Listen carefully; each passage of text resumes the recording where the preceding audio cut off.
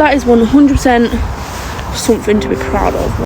Now catching feelings, baby.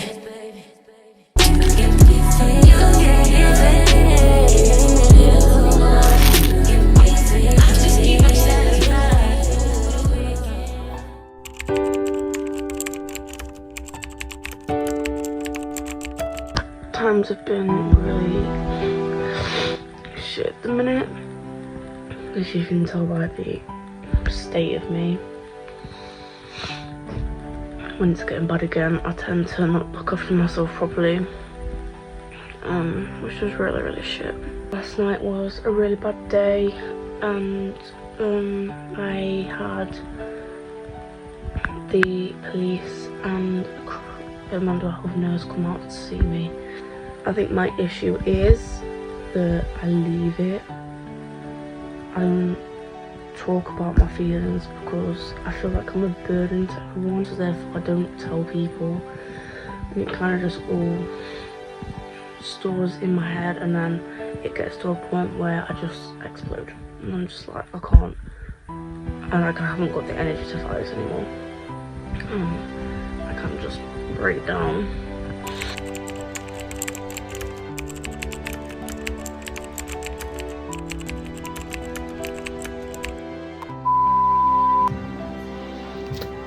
Hi, welcome back to my channel. It's Ali. As you can tell from the title of this video, this is going to be a deep video. I am going to do a trigger warning at the start of the video, so if you are easily triggered by this kind of thing, I would advise you to click off the video. If you are struggling, this might be something that can help you. I have my refreshments that I need. By the way I look right now, no one would know that for the past few days I've had like a mental breakdown. I've just wanted to stay in bed, didn't want to get out, I didn't want to wash my hair. I ended up not brushing my hair for like 4 days. I'm literally embarrassing myself right now. But yeah, I call it my depression hair because it gets all matted at the back. I thought I'd make this video to kind of show me healing from a burnout, social media detoxing, and my experience with, well, my experience living with mental health and mental disorders. Yeah, let's get to the video. For the past few days, I've had a really bad burnout. It's going to get very personal right now. The other night, I went out intending to end my life. Nothing exactly needs to trigger it. I just have them kind of days where my mind's just like, you know what, fuck you. Off you fuck. That's the reality of BPD.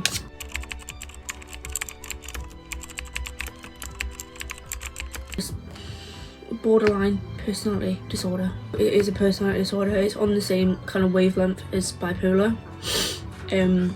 It's not a very nice disorder to live with, it really isn't. It's very draining. It's very hard to understand it. My poor family is still trying to understand it, and me, because don't get me wrong, it is a very hard disorder to understand and kind of learn ways around it and how to obviously deal with that kind of thing when a family member's got it. The kind of symptoms that I get with BPD is, the main ones is my mood switching. Now, for a switch is basically, I could be feeling down, really suicidal 1 minute, about 5 minutes later I'll be uplifted and laughing about it, like I'm fine now. That's the draining part of BPD, because you switch quite a lot, and when I'm in like a really depressive mode, I can feel up to maybe 20 emotions in the space of a few minutes, and that's why it's so draining. I woke up this morning and I decided to get myself out of bed. I had a shower last night and I felt so much more refreshed. I washed my hair, I brushed my hair, and I've made an effort today. So looking at me, you wouldn't even think that I've had a breakdown. And before I put my makeup on, I had horrible dark bags underneath my eye because I've been hardly sleeping. Because when I'm having one of my episodes, I struggle to sleep. Another thing that I experience with BPD is rages. Out of nowhere, I can feel a rage coming on. Anyone that don't know, a rage is kind of like a big outburst of anger. You can take it out on anyone that's around you, and that's the heartbreaking thing. It depends who's around me at the time. There's been times where I've had to kind of like tell my family or who is around me, like, don't touch me, just leave me alone for a few minutes and let me calm down, because if someone touches me, that'll be it. Or if you keep aggravating me, then something will just switch in me and I'll start kicking off, I'll start hitting things. That's like the one thing that I advise my family to do. Like, if you can see me and I'm very distressed, leave me alone.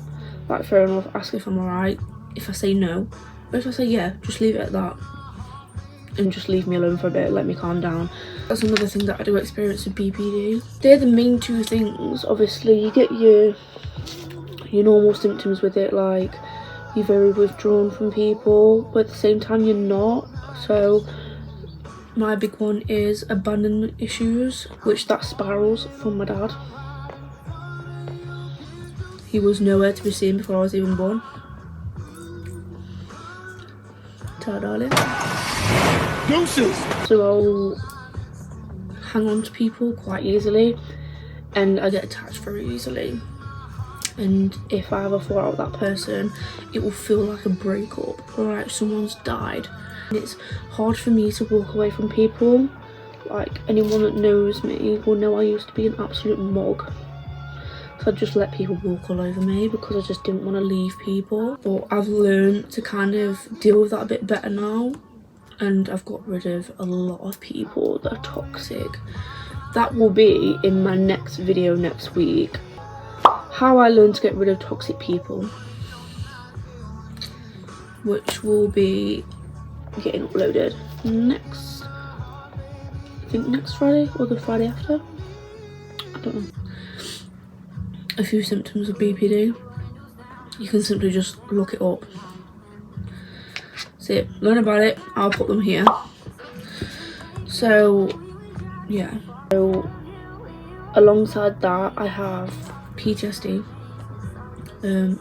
social anxiety, and depression. But yeah, I'm a very socially awkward person until you get to know me, and if I get to know you, I'm fine. I'll come out of my ball, but until then, I'm a very quiet and shy person. But then once you get to know me, I never shut up. I'm going to try and take myself for a walk later, because that's a massive thing that I need to try, is doing this kind of thing on my own. Got anxiety of being out by myself, but that just leads from trauma. You get the gist. Now, I've come off Snapchat. It might not seem like a massive deal, but to me it is. I got to a point where I was just like, I can't be arsed with this app. Talking to people is draining me at this legit moment. I haven't been on it in over a week. I'm actually enjoying not being on it. Kept my big socials like Instagram, Facebook and Twitter, so I can post my videos on there, and I feel a lot better being off it. The main thing that I genuinely wanted to do is YouTube. I've always kind of like put it back because I've always been too bothered about what people think about me, and I've not managed to do it because I've always thought about the what if. Like, what if someone sees it? What if someone from school sees it? What if people chat about it and then chatting bad about it? But that's just something that you need to get used to, because either way, on social media, people get hate. I had discussions with myself like, I need to do this, I just need to upload that first video, and then I've done it. And I did, and now I'm carrying on, and I feel so much better because I've took that leap, and it is a massive step for me because I'm a socially awkward person and I'm putting myself out there. It's my life, only I have control over it, and I need to always remember that if I want to do something, I'm gonna do it. Otherwise, if I just sit back and look at it from afar and not actually take that step to do it, I'm literally just living my life under people's opinions and judgments, and it's not gonna get me anywhere. I've chucked myself back into a little job just so I have enough time to do this on the side because this is my main passion. I look at myself and I'm just like, what are you doing? Seriously, what are you doing? Sort yourself out. I put so much pressure on myself to please everyone else, and it shouldn't be like that. The main thing that I have to tell myself all the time is you don't have to have it figured out. Have it all figured out now. Stuff takes time. Get ready. I first noticed my mental health fully when I was 14 years old, which I believe was when I was in school. Yeah, secondary school. I started getting angry a lot, withdrawing myself from people, being too anxious, going into classes and stuff like that. The first time I tried to end my life was when I was 14 in school. I tried to take an overdose in school. I think back then it was a little bit of a cry out for help because I wasn't used to the whole depression thing. Like, I had all these sad thoughts in my head and I was scared and I didn't know what to do, and at the time I was getting bullied. Girls in my school would be them like kind of people that just look down on you all the time, make you feel like really, they weren't all that. I started to think about more things that kind of happened throughout my childhood that had affected me through growing up. So when I was younger, I got brought up in violence, arguments, anger, sexual assault. There was just abuse left, right and centre, which was affecting me growing up and it still affects me now. I genuinely feel sorry for my young self because the fact that I had to go through all that at a young age. Sort yourself out. My poor young self didn't deserve that.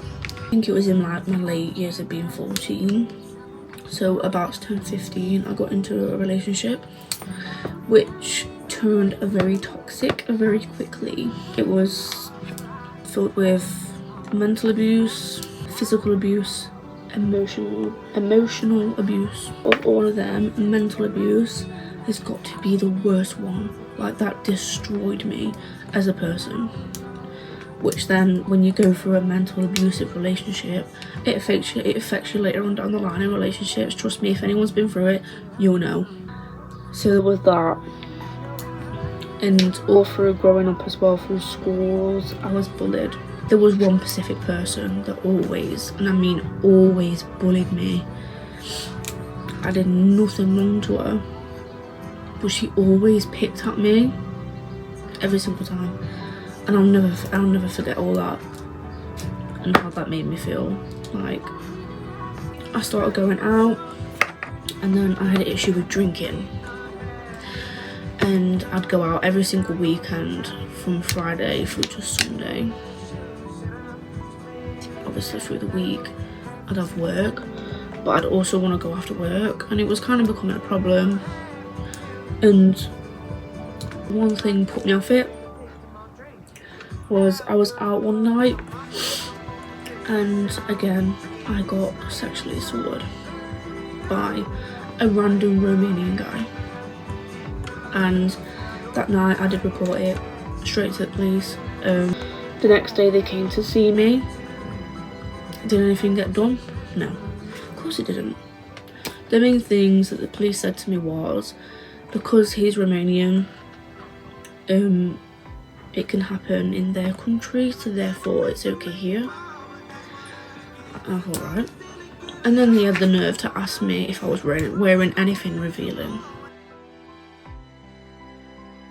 I was like, nah, I'm going back inside, I don't want to talk to any of us. And now, pretty much every single day, I suffer. I've kind of just had to pull myself out of it myself. Hence why I'm still here. So that's just a little bit of like a side story of my mental health and what I experience on a daily basis. I'm tired quite a lot. Near enough every day. I hardly have energy. I'm just so moody all the time. Yeah, I'm gonna try and get myself out for a walk later, which I will put in this video, because I also want to show where I like to go when I'm feeling distressed. And then I'll be back with you guys once I'm out.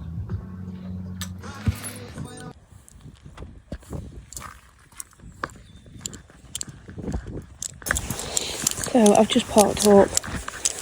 I'm now walking to where I normally like to go. I'm not gonna lie, I'm really proud of myself because this is the furthest that I've got when I'm out by myself. Got this far down the track. I'm proud of myself because a few months ago I didn't even dare walk down my street. I used to love coming out on walks all the time. Come out, sit on my bench and just listen to the birds. Like, it sounds so sad, but it's what I used to like doing. But then I get extremely paranoid. Like, there's a guy right down at the bottom behind me. The dog's fine. It's a dog.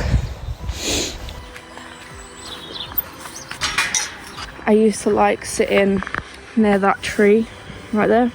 There's not really much to look at, but again, it's just where I used to come down, sit by myself and just have a think. And it's amazing when the sun sets.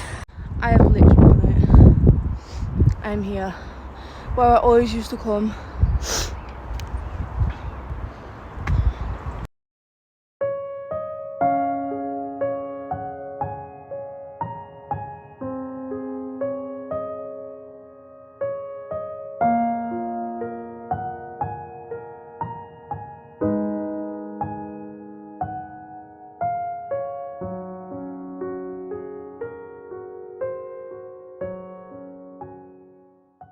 Exact location, literally about 2 minutes walk that way, was literally where I attempted to end my life majorly 2 years ago. I actually got on the bridge.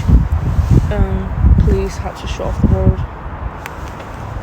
Yeah, I've walked down this whole track by myself, no headphones or nothing, and I'm not gonna lie, I just want to stand here and scream. Because I have got a lot to get out. There's no one around and I'm really tempted to do it. But it's like there's people over there, so they're probably going to hear. I literally just want to scream. I'm a little bit anxious. I'm currently shaking because I've got to walk back by myself. But I did it. I got here by myself. I am proud. That is 100% something to be proud of. It's back as well and just prove to myself that I can do it. Wow, I'm still fighting. It's gonna be a long road, but I'm still fighting. I could stand here today and look at that bridge and just say, fuck you, fuck mental health, fuck BPD, and just fuck everything else. I have fucking done it.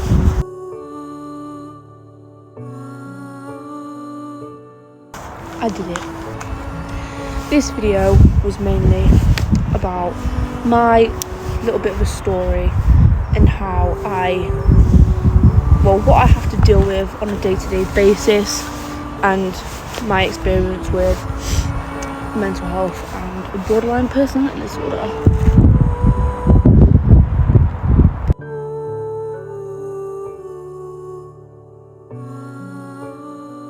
My hair. Hope you guys enjoyed this video. I will be posting again on Friday, which I did mention previously in the video. Thank you for watching. Please like, comment and subscribe. Don't forget to share.